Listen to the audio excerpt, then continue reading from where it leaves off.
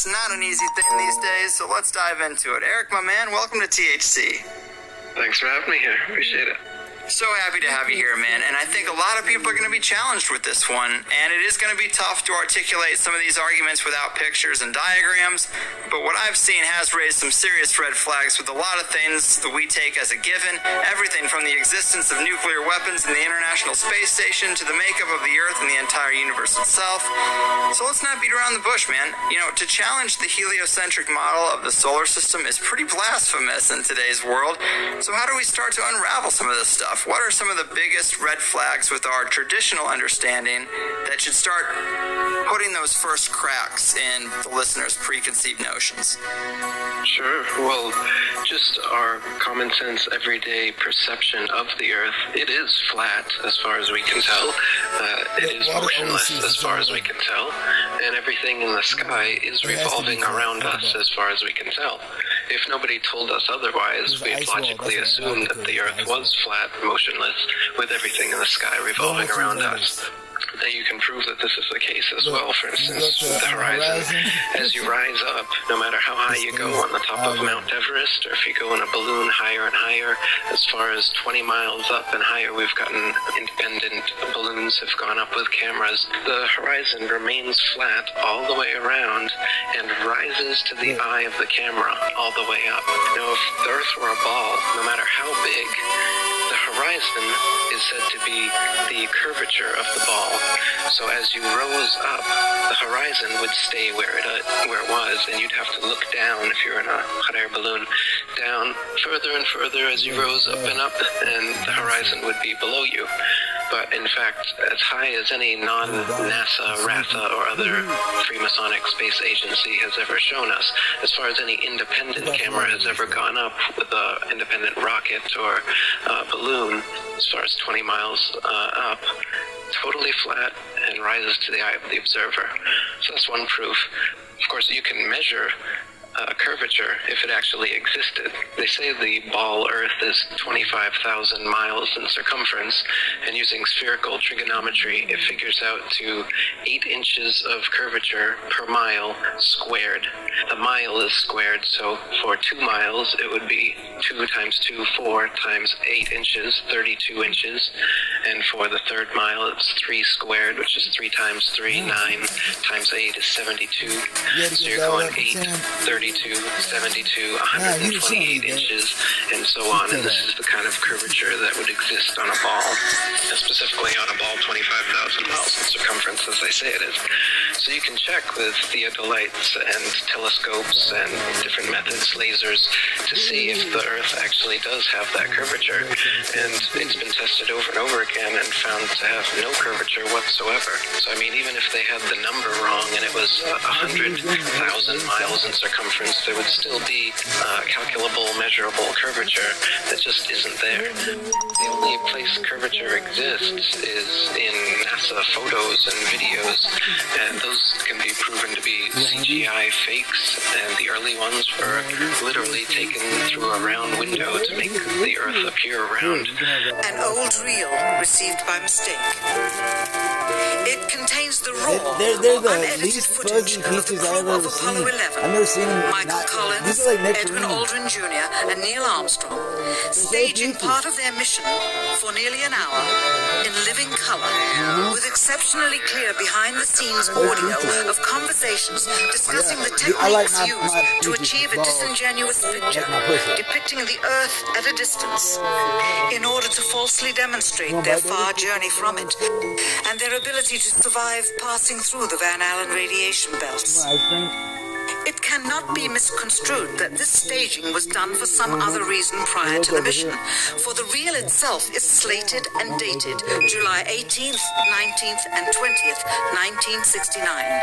The very days of the mission when they were said to be approaching and achieving lunar orbit. And that's it. It's just photo trickery and brainwashing that's got the world thinking that we're on a ball spinning around the sun with a magical force called gravity holding us on the underside of this spinning ball. It's all just brainwashing that we've received. It's pseudoscience accepted as legit science, but real science has confirmed geocentricity in the flat Earth. For thousands of years, the flat Earth was known to ancient cultures all over the world for thousands of years, and it's actually a relatively recent phenomenon that people have been believing we're on a big ball spinning around the sun. Pythagoras first came up with it about 2,500 years ago. He's also often considered the first Freemason, and it didn't go anywhere much from there until 2,000 years later. Copernicus picked up where he left off, another Jesuit Freemason, and he really picked things up in Kepler and Galileo and Newton, and now Einstein and NASA, Sagan and Neil deGrasse Tyson, all these people, they're all part of this Freemasonic club that is building a pseudo-scientific worldview to indoctrinate the slave class so that we can be propagandized into doing anything. This is basically the biggest thing you could possibly lie about. So the psychopaths who control society are interested in world domination. The best way to brainwash the whole world, to lie to the whole world about what the world is. What is the earth under your feet? What is in the sky above your head?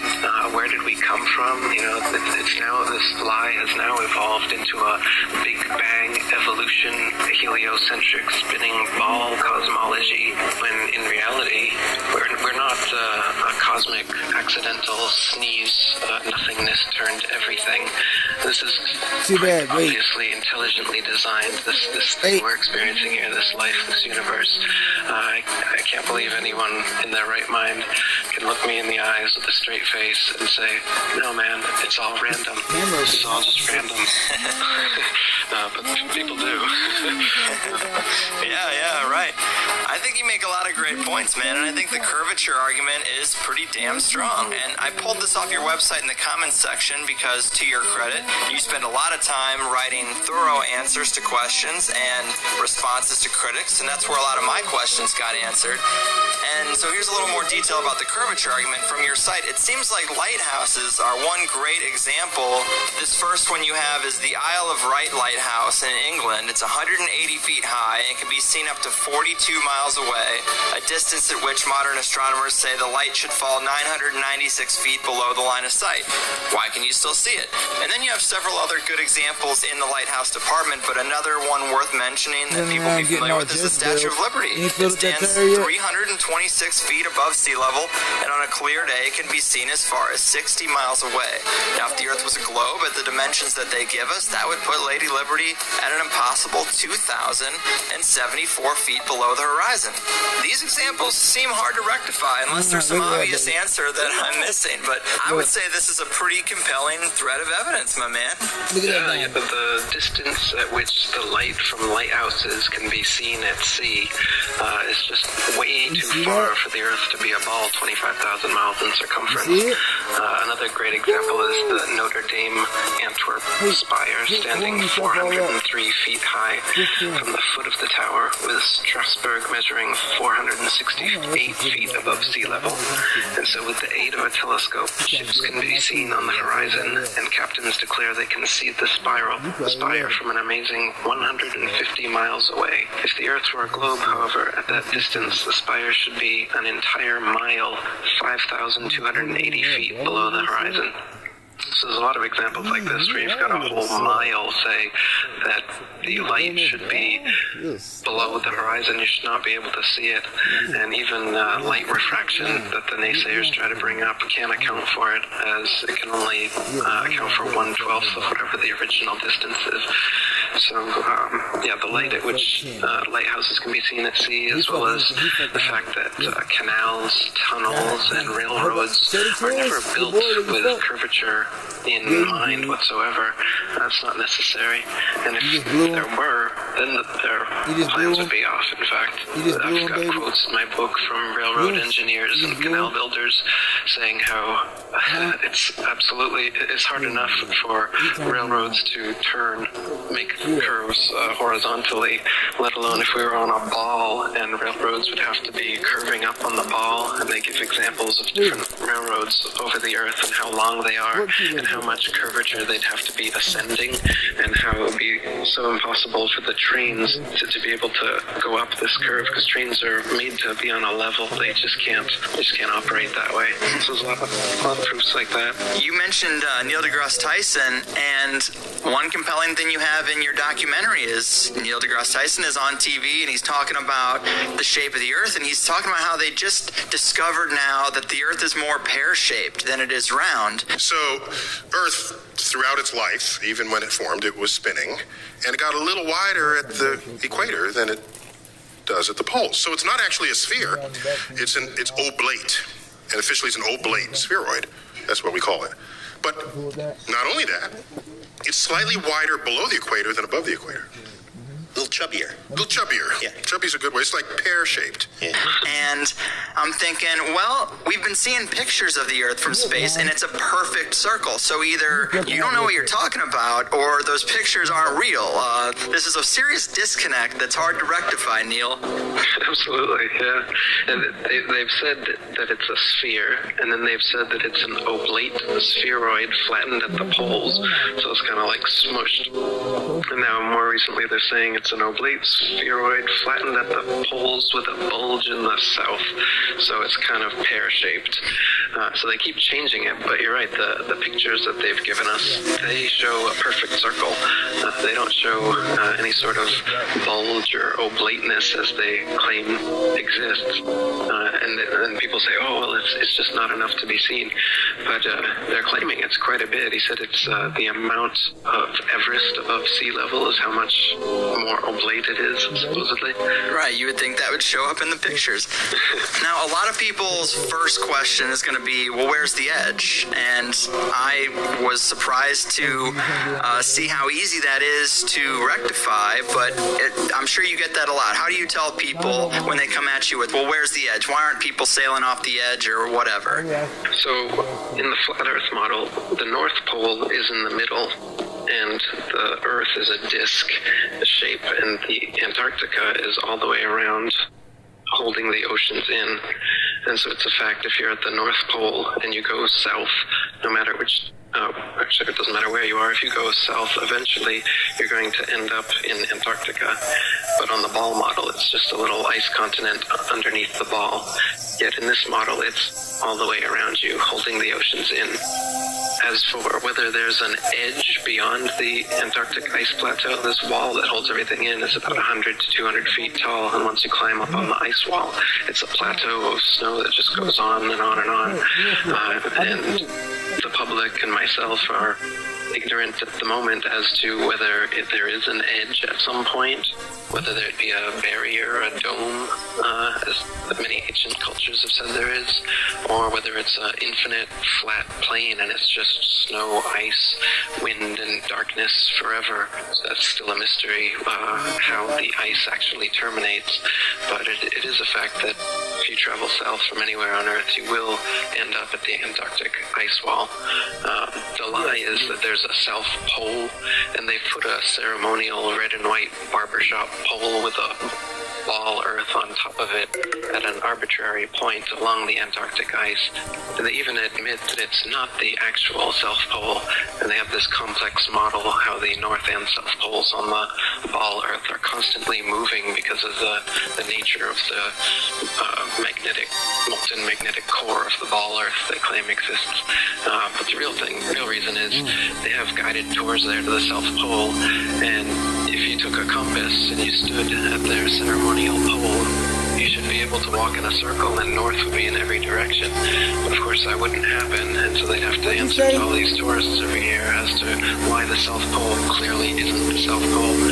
They even admit it, you can see on YouTube, and they give their complex answer answer as to why it's always moving and you can never really find it. Same with the North Pole. In fact, if you watch North Pole documentaries, they always claim they're at the North Pole, but they're only showing a Garmin with 90 degrees north latitude. They never pull out a compass to actually check if they're at the North Pole. They're just on some ice somewhere, could be anywhere on Earth, and then they're like 3 feet, 2 feet, 1 feet, we're at the North Pole.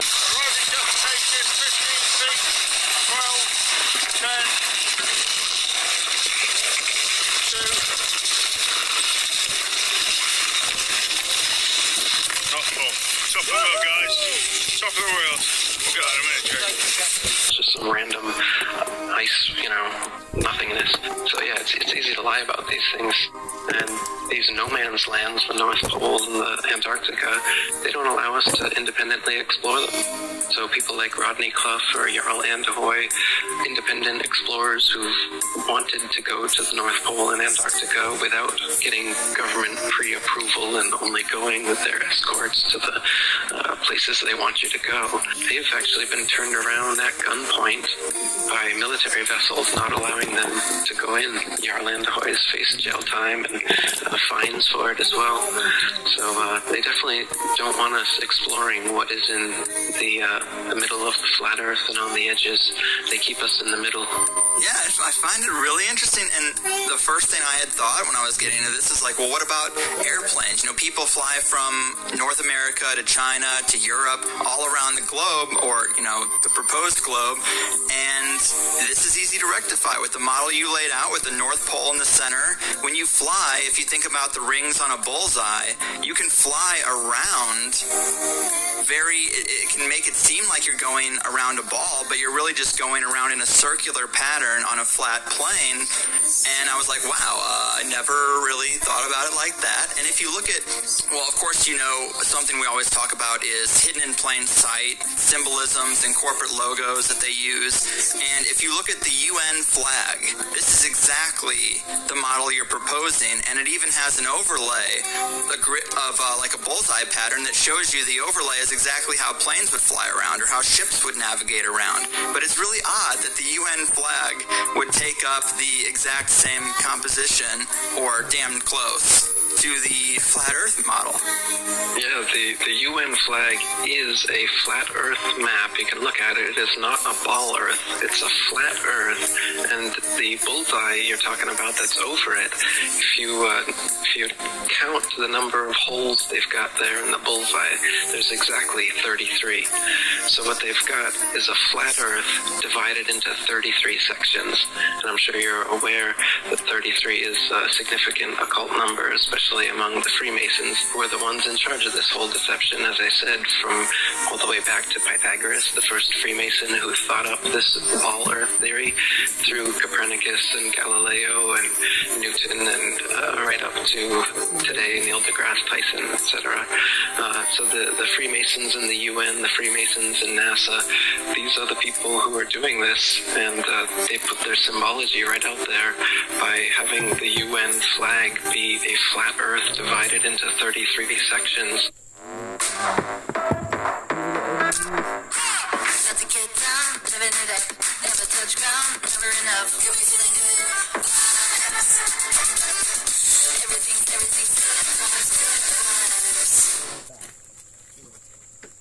Introducing the first ever AT4 lineup.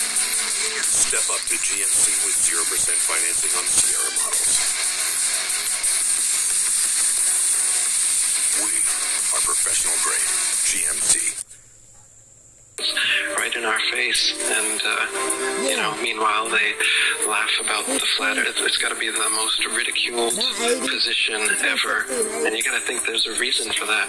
Why is the concept of flat Earth or being a flat earther so ridiculed? I have a flat Earth comedy special I made, and you can see Obama saying over and over again the flat Earth, ridiculing them, making jokes about them in his speeches. And I mean, these aren't just off-the-cuff remarks. These are things that are being written into his speeches. So why are they doing this? Why are they making sure that people know that the flat Earth is something to be ridiculed? I I agree with you on that. I thought that was pretty hair-raising because typical people have to assume that the model of the Earth is so rock solid that the flat Earth idea is so far past that it isn't even on the radar. It shouldn't even be worth mentioning, considering conventional science. So it is rather odd that that is Obama's go-to. Like, he's talking about how he wants to create progress, and he's like, we can't have every debate. We don't have time for the Flat Earth Society. And everybody cheers like, yeah, we don't need to have that fundamental of a debate. And it just struck me as kind of spooky. If I say that the world is round and someone else says it's flat, that's worth reporting. But you might also want to report on a bunch of scientific evidence that seems to support the notion that the world is round. We don't have time for a meeting of the Flat Earth Society.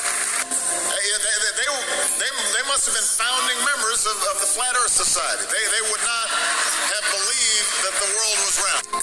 Yeah, definitely. So you've mentioned these Masons, Copernicus, Kepler, Galileo, Newton, all the way up to Armstrong, Aldrin, and Neil deGrasse Tyson.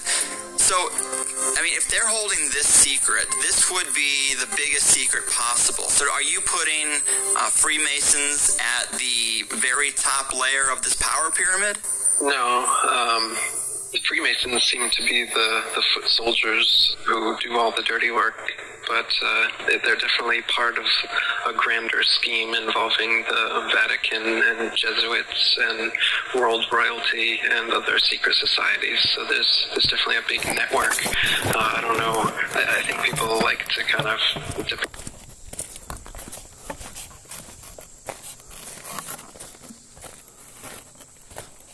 debate semantics about the tippy top of the capstone of the pyramid, and I don't know that there even is such a thing, or if we would ever get to it from the outside. But I think it's definitely world royalty, the Vatican, the Freemasons, and the whole secret society network of Bohemian Grove and Skull and Bones and all these other organizations. They're all interlinked in some ways through the whole corporate banking, military, industrial structure. The thing's pretty well interwoven. Every country is a tax farm. There's nowhere on earth you can go to get away from paying taxes and obeying government laws, right? So, they make it sound like America and Russia are sworn enemies, or North Korea or Iran or whatever. They're always giving us boogeymen, but the real boogeymen are all the governments and the people who work for governments. They're all mafia organizations in the sense that they couldn't exist and wouldn't exist if it wasn't for the violence and coercion they use to steal tax money from their populations.